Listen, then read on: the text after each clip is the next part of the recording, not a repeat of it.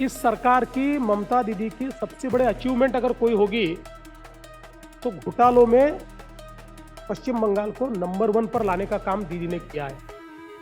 ये केवल अपनी मशीनरी को चला रही है, स्टेट को नहीं चला रही। क्या आप इलेक्शन कमीशन के भी हाथ पैर तोड़ने वाले हैं, आप सीएजी के भी हाथ पैर तोड़ने वाले हैं, आप सीआरपीएफ के भी हाथ पैर तोड़ने वाले हैं।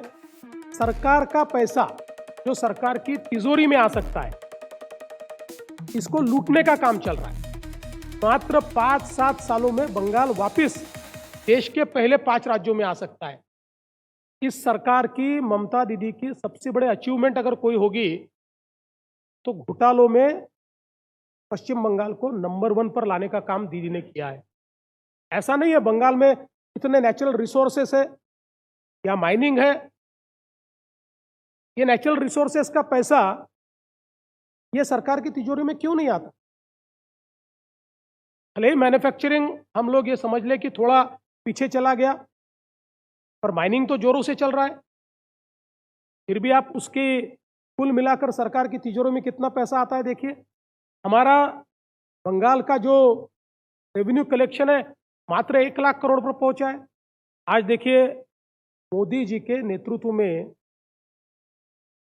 मात्र रेल बजट में 14,205 करोड़ रुपया ये बंगाल को मिला है।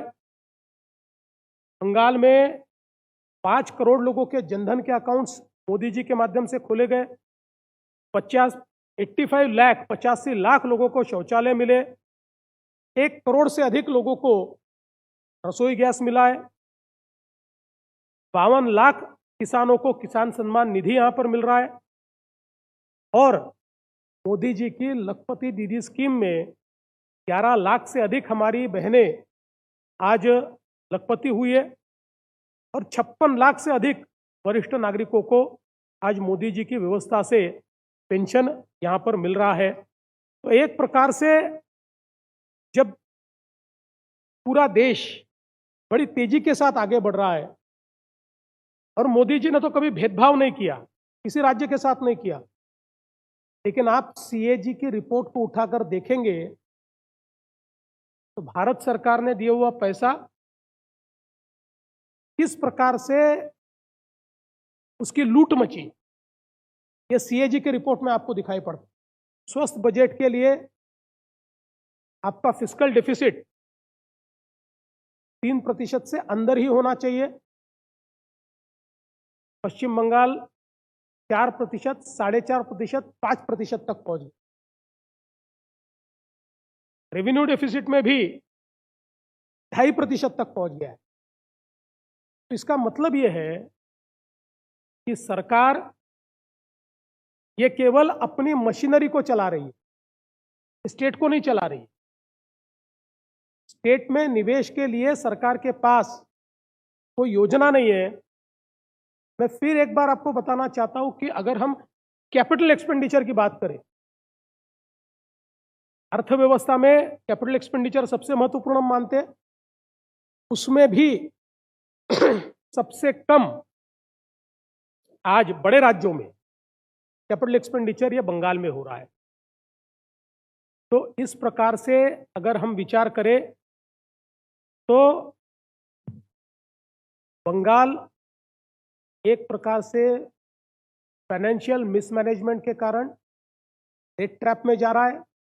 नया उद्योग यहां नहीं है और विशेष रूप से सरकार का पैसा जो सरकार की तिजोरी में आ सकता है, इसको लूटने का काम चल रहा है।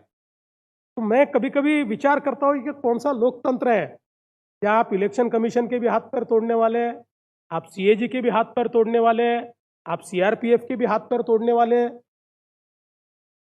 जो लोग देश में लोकतंत्र के खतरे की गवाही देते हैं, दुहाई देते हैं, तो उनको पूछना चाहता हूं कि आपको पश्चिम बंगाल क्यों नजर नहीं आता? Why are you selective? आप इसका विचार क्यों नहीं करते? और माँ माटी मानुष की बात दीदी करती है, लेकिन आज तीनों की हालत क्या है हम सब लोग देख सकते हैं। इसीलिए अब ये मिस गवर्नेंस को, मिस रूल को समाप्त करने का समय है। भारतीय जनता पार्टी ने एक बहुत अच्छा मैनिफेस्टो दिया है और हमारा ट्रैक रिकॉर्ड देखिए, जिस भी राज्य में बीजेपी की सरकार आई है, उस राज्य के, किसी भी राज्य के पैरामीटर उठाकर देखिए, यूपी जैसा राज्य, मध्य प्रदेश जैसा राज्य, बिहार जैसा राज्य, जिनको एक जमाने में बीमारू कहा गया, वो राज्य अब देश की अर्थव्यवस्था के ग्रोथ इंजन बन गए। ये बीजेपी का राज है। और बंगाल को तो कुछ करने की आवश्यकता नहीं है। ये बड़ा ही एंटरप्राइजिंग स्टेट है। यहाँ के लोग, ये बहुत ही एंटरप्राइजिंग लोग हैं। यहाँ सिर्फ गुड गवर्नेंस की आवश्यकता है। अगर गुड गवर्नेंस बंगाल को मिल जाए तो यकीन मानिए, मात्र 5-7 सालों में बंगाल वापस देश के पहले 5 राज्यों में आ सकता है। इसीलिए भारतीय जनता पार्टी ने एक बहुत ही सशक्त इस प्रकार का घोषणा पत्र दिया है, जिसमें युवाओं के लिए 1 करोड़ रोजगार का सृजन, हमारी महिलाओं के लिए 3000 रुपया सम्मान निधि, ये भारतीय जनता पार्टी की सरकार यहां पर देगी। सोनार बांग्ला का एक सपना हमने देखा था, कभी उस परिस्थिति में भी हम थे। अब उसी परिस्थिति को वापस लाने का काम ये भारतीय जनता पार्टी की, हमारी सरकार करेगी। इसलिए आप सभी के माध्यम से बंगाल के युवाओं को, बंगाल की महिलाओं को, बंगाल के तमाम नागरिकों को मैं निवेदन करना चाहता हूं कि इस बार परिवर्तन कीजिए। বাংলা হান্টের আরো খবর দেখতে নজর রাখুন। বাংলা খবর মানেই বাংলা হান্ট।